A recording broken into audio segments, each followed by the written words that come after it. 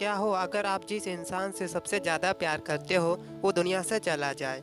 हो सकता है आप उदास हो जाओ, किसी से बात ना करो, लेकिन वर्चुअल रियलिटी की मदद से आप उस इंसान से मिल सकते हो जो पहले मर चुका है। तो वंडरलैंड मूवी हमें ऐसी ही कहानी बताती है। फिल्म की कहानी शुरू होती है एक फ्यूचरिस्टिक दुनिया में, जहां टेक्नोलॉजी ने इंसानी जज्बात और वर्चुअल रियलिटी को एडवांस कर दिया है। अब लोग अपने गुजरे हुए लोगों के साथ वर्चुअल इंटरैक्ट कर सकते हैं। ये वर्चुअल दुनिया वंडरलैंड कहलाती है, जहां इंसान अपने प्यार के लोगों का एक डिजिटल वर्जन बना सकते हैं, उनके साथ वक्त बिता सकते हैं। तो इस मूवी में हम बायली नाम की एक औरत को देखते हैं जो जल्द ही मरने वाली है। इन्होंने मरने से पहले अपनी जो यादें थी उसे वंडरलैंड की दुनिया में अपलोड कर दिया है, जिससे इनकी बेटी हमेशा मोबाइल के जरिए इनसे बातें कर सकती है। फिर हम जुंगिन को देखते हैं जिनके बॉयफ्रेंड कई सालों से कोमा में होते हैं। अपने बॉयफ्रेंड से बात करने के लिए इन्होंने वंडरलैंड का सर्विस लिया। अब ये कंप्यूटर की दुनिया में अपने बॉयफ्रेंड से, जिसका नाम टाइसू है, उससे बात कर सकती है। इन्होंने अपने बॉयफ्रेंड को एस्ट्रोनॉट के रूप में बनाया है। टाइजू वैसे कंप्यूटर से बनाया हुआ कैरेक्टर है, लेकिन इसका बातें करने का तरीका और हंसने का तरीका बिल्कुल असली दुनिया के टाइजू जैसा होता है। और जुंगसू जो एयर होस्टेस का काम करती है, इस डुप्लीकेट बॉयफ्रेंड से बात करते हुए इन्हें ऐसा लगता है कि ये असलियत में इनका बॉयफ्रेंड हो। ये नकली वाला टाइजू जुंगसू से काफी प्यार भरी बातें कर रहा होता है और इनके लिए गाना भी गा रहा होता है। फिर हम वंडरलैंड के मैनेजर हायरी और इनके जूनियर हिंसू को देखते हैं। यही लोग वंडरलैंड को ऑपरेट करते हैं। हायरी के मॉम डैड भी इस दुनिया से जा चुके हैं, तो ये अपने मॉम और डैड से वंडरलैंड के जरिए बातें करती रहती है। फिर ये दोनों अपनी वंडरलैंड की सर्विस के बारे में एक दादी को बता रहे होते हैं, जिनका पोता हाल ही में गुजर चुका है। अपने पोते को वंडरलैंड की दुनिया में देखकर दादी बहुत ही इमोशनल हो जाती है। उन्हें लग रहा है कि ये उनका सच में पोता है। दादी तुरंत वंडरलैंड की सर्विस ले लेती है। फिर हम देखते हैं कि ये दोनों नूडल्स खा रहे होते हैं। तभी हैरी की मॉम का फोन आ जाता है, जो अपनी बेटी को डांट रहे कि तुम्हें नूडल्स नहीं खाने चाहिए। अपनी मॉम की बातों को टालते हुए ये कहती है कि मैं अभी किसी के साथ डेट कर रही हूँ। ये सुनकर इनकी मॉम बहुत ही ज़्यादा खुश हो जाती है, क्योंकि इनकी मॉम कब से चाहती थी कि हैरी किसी के साथ शादी कर ले। वहीं दूसरी तरफ हम वंडरलैंड में बाइली को एस्ट्रोलॉजिकल का काम करते हुए देखते हैं। बाइली रोज अपने मोबाइल के जरिए अपनी बेटी से बातें करती रहती है, चाहे वो स्कूल में हो या कहीं घर पे। यहाँ तक कि अपनी बेटी का परफॉर्मेंस का डांस भी देख रही होती है। फिर हमें पता चलता है कि टाइजू कोमा से बाहर आ चुका है। ये सुनकर जुंगसू काफी ज्यादा खुश हो जाती है। अब ज्यादातर जुंगसू अपने असली वाले बॉयफ्रेंड के साथ वक्त बिताना शुरू कर देती है, लेकिन यहाँ जुंगसू नोटिस करती है कि टाइजू काफी ज्यादा बदल चुका है। वो अब ज्यादा किसी से बात नहीं करता, ऐसा मानो कि वो कोई रोबोट हो। फिर हम ली को देखते हैं, जो अपनी वंडरलैंड की सर्विस लेने जा रहा होता है, क्योंकि ये जल्द ही मरने वाला है। ये दोनों इनसे पूछ रहे होते हैं कि आपको कैसी दुनिया चाहिए। ली की दुनिया बनाते वक्त हिंसो को एक तस्वीर में अपनी मॉम दिखाई देती है। अपनी मॉम की तस्वीर देखकर इनकी तो रातों की नींद उड़ जाती है। कहीं ली इनका असली का बायोलॉजिकल फादर तो नहीं है। यही बात ये अपने भाई से पूछता है, लेकिन भाई कहता है ये तुम्हारे डैड नहीं हो सकते, तुम्हारा ब्लड ग्रुप कुछ और है। लेकिन हैरी कहती है तुम्हारे डैड कोई और भी तो हो सकते हैं ना, तुम्हें ली से खुद पूछ लेना चाहिए। फिर हम दोबारा से दादी को देखते हैं, जो यहाँ वेटर का काम कर रही होती है। इन्होंने वंडरलैंड से अपने पोते के लिए एक कार खरीदी होती है, पर इसके पोते को वो कार पसंद नहीं आती। और तो और इसने अपने शो के लिए दादी से एक पियानो खरीदने के लिए भी बोल दिया। इससे हमें पता चलता है कि ये लड़का काफी बिगड़ चुका है। इसके बाद हिंसू ली से पूछने वाला है कि क्या आप मेरे पिताजी हैं क्या, लेकिन अफसोस ये दुनिया से चले जाते हैं। अब बस इनकी यादें वंडरलैंड की दुनिया में होती है। हिंसू इनसे पूछना तो चाहता है, पर ये हिम्मत ही नहीं जुटा पा रहा होता।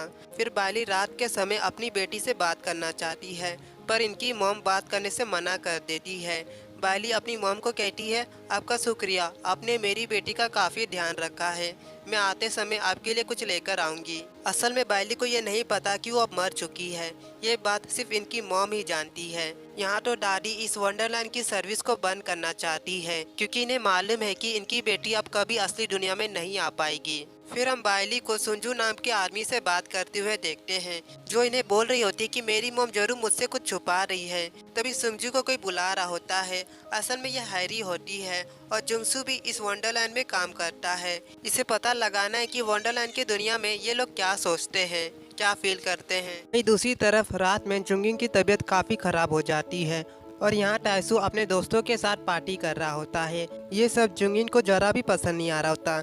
एक तो इसकी तबीयत खराब है, ऊपर से इन लोग का शोर। फिर ये अपनी दवाई लेने बाहर आ जाती है। इसी दौरान इन्हें एस्ट्रोनॉट टाइसू का फ़ोन आ रहा होता है। हिंसू को देखते ही इसे पता चल जाता है कि इनकी तबीयत काफ़ी ख़राब है और इन्हें कुछ भी अच्छा नहीं लग रहा होता। तब टाइसू इन्हें जोक सुना देता है, जिसे सुनकर इन्हें हंसी आ जाती है। फिर टाइसू कहता है तुम्हें बाहर घूमना नहीं चाहिए, जाकर घर पे आराम करो। वहीं जिया को हम फिर से मॉम से बातें करते हुए देखते हैं।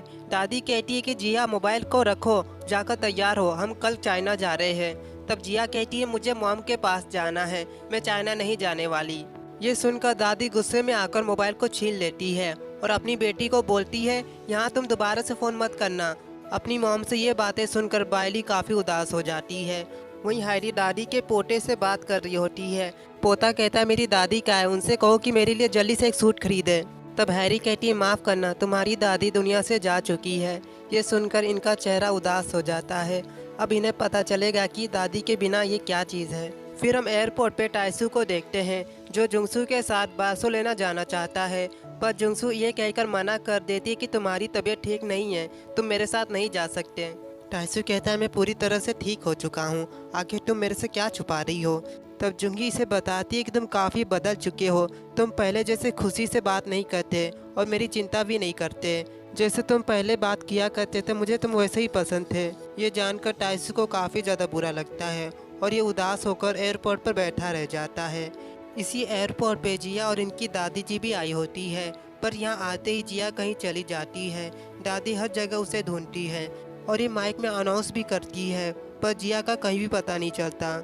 और ये बात बायली को भी पता चल जाती है। वो अपनी मॉम को कहती है कि आप बैठी क्यों हो, आपको जिया को ढूंढना चाहिए। दादी कहती है बस करो, अब मैं तुम्हारी मम्मी नहीं हूँ। तब जाकर बायली को पता चलता है कि वो मर चुकी है, लेकिन ये हिम्मत नहीं हारती। अपनी बेटी जिया के पास जाने के लिए ये अपनी दुनिया से काफ़ी दूर आ जाती है। इस चक्कर में पूरा कंप्यूटर हैंग हो जाता है और वंडरलैंड में तूफान आ जाते हैं। ये दोनों सिस्टम को ठीक करने की काफ़ी कोशिश कर रहे होते हैं। हम देखते कि बायली तूफान में फंस जाती है, लेकिन संगू आकर बायली को बचा लेता है। यहाँ हैरी को ऐसा लगता है कि बायली किसी चीज़ को ढूंढ रही है, तो ये बायली का मोबाइल असली दुनिया में जो वंडरलैंड के यूज़र है उनके मोबाइल से कनेक्ट कर देती है और बायली कहती है प्लीज़ आपको कोई छोटी बच्ची दिखे तो हमें ज़रूर बताइए। ये बातें टाइसू भी सुन लेता है। उसकी नज़र जिया पे पड़ जाती है, जो कि अभी अभी एयरपोर्ट के बाहर आ जाती है। सामने एक ट्रक जिया की तरफ ही आ रहा होता है, लेकिन सही वक्त पर टाइसू आकर जिया को बचा लेता है। यहाँ पर दादी भी आ जाती है, लेकिन जिया इनके साथ नहीं जाना चाहती। ये सिर्फ अपनी मॉम से बातें करना चाहती है। तब दादी इसे फ़ोन दे देती है, जिस पर बायली का फ़ोन आ रहा होता है। जिया कहती है मॉम आप कहाँ पर हो। बायली कहती है कि मैं यहीं एयरपोर्ट पे हूँ, लेकिन जिया को कहीं भी अपनी मॉम दिखाई नहीं दे रही होती। तब बायली अपनी बेटी को बता देती है कि तुम्हारी मॉम मर चुकी है। ये सुनकर जिया पहले तो शांत हो जाती है, फिर जिया कहती है क्या आप मुझे सोने से पहले कहानी सुना सकती हो ना। बायली कहती है हाँ मैं तुम्हें ज़रूर सुनाऊंगी, आखिर मेरी बेटी समझदार हो गई है ना। यहाँ पर हम दादी को बहुत इमोशनल हालत में देखते हैं, लेकिन बायली अपनी मॉम को कहती है आप परेशान मत हो जाइए, मैं यहाँ बिल्कुल ठीक हूँ, आप अपना और जिया का ध्यान रखना। फिर हम देखते हैं कि जुंगू ने अपनी वंडरलैंड की सर्विस बंद कर दी है, क्योंकि वो समझ गई है कि जिस बॉयफ्रेंड से वो प्यार करती है वो उसके सामने है। लास्ट सीन में हम देखते हैं कि हिंसू को पता चलता है कि ली सच में इनका बायोलॉजिकल फादर है। ये जानकर ये दोनों ही काफ़ी खुश हो जाते हैं और ली काफ़ी सालों बाद अपनी लवर से भी मिलता है, जो हिंसू की मॉम है। तो मूवी हमें बताती है कि जिस इंसान से हम सबसे ज़्यादा प्यार करते हैं उन्हें वर्चुअल दुनिया में पाने की चाहत एक टेम्पररी कंफर्ट तो दे सकती है, लेकिन वो रियलिटी को रिप्लेस नहीं कर सकते।